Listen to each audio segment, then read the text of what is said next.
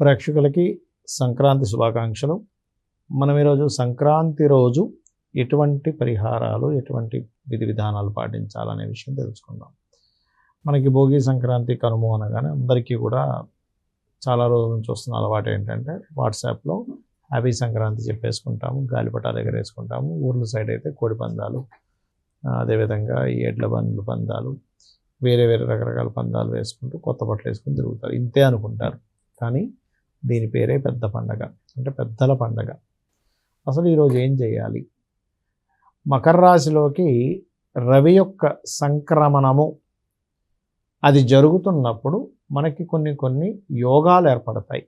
ఆ యోగాలు మీకు కంప్లీట్గా సిద్ధించాలి అంటే సంక్రాంతి నాడు చేయవలసినటువంటి కొన్ని దానములు ఏమిటి, అభిషేకం ఏమిటి అని చెప్పి చూసుకున్నట్లయితే నెయ్యి ఉంటుంది. మనకి ఈ ముద్ద నెయ్యి ఉంటుంది, కరగబెట్టిన తర్వాత ఈ లిక్విడ్ రూపంలో ఉంటుంది. ముద్ద నెయ్యిని ఇంట్లో శివలింగం ఉన్నట్లయితే శివలింగం మీద పెట్టి, లేదు అనుకుంటే ఒక శివలింగం కొనుక్కోవచ్చు కూడా, పెట్టి దాని మీద మీరు చక్కగా ఈ నెయ్యితో అభిషేకం చేస్తూ రుద్రం ఉన్నమకం చమకం చదువుతూ అభిషేకం చేయొచ్చు. ఇక రెండవ విషయము, లలితా సహస్రనామాలు సంక్రాంతి రోజు చేయాలి. ఇక మూడవది, విష్ణు సహస్రనామాలు చేసుకోవాలి. ఈ మూడు ఖచ్చితంగా చేసుకోవాలి. వీటితో పాటు మీరు ఎప్పుడైతే ఈ సంక్రాంతి రోజు దీంతో పాటు, అంటే ఈ అభిషేకాలతో పాటు మనకి సంక్రమణము కేవలం మకర సంక్రమణమే కాకుండా ప్రతిసారి మనకి మేషం నుంచి సంక్రమం, వృషభ సంక్రమణం, మిథున సంక్రమణం అంటే ఏమీ లేదు. ఇక్కడ 12 రాసుల్లోకి రవి యొక్క సంచారం జరిగేటప్పుడు ఎంటర్ అయిన రోజు సంక్రమణము అంటారు.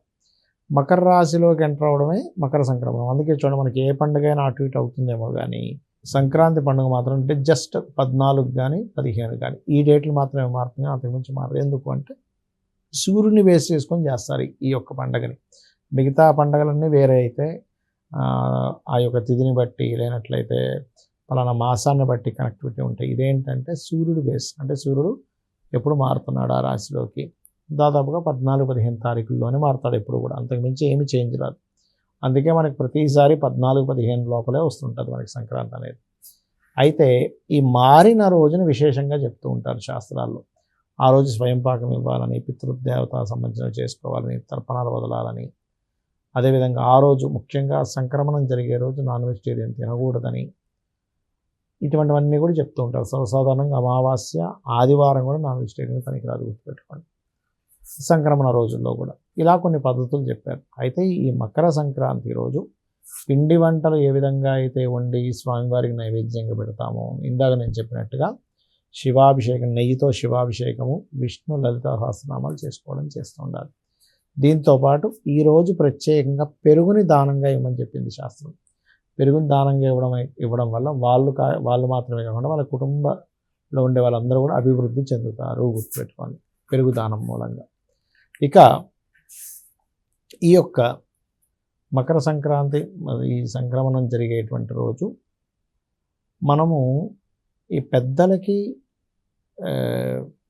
బట్టలు పెట్టడము, మరియు అదేవిధంగా స్వయం పాకం ఇవ్వడం ఎంత ఇదో, దీంతో పాటు ఆ రోజు కొంతమంది, అంటే మరికొంతమంది చేసేటువంటి ప్రక్రియలో పశుపక్షాదులకు కూడా ఏదైనా తినిపించడం కానీ, అంటే ఈ పశువులు అవి ఉంటే వాటికి. అయితే ఈ పశువులకు సంబంధించిన కనుమ రోజు ఎక్కువగా చేస్తారు చెప్పాలంటే.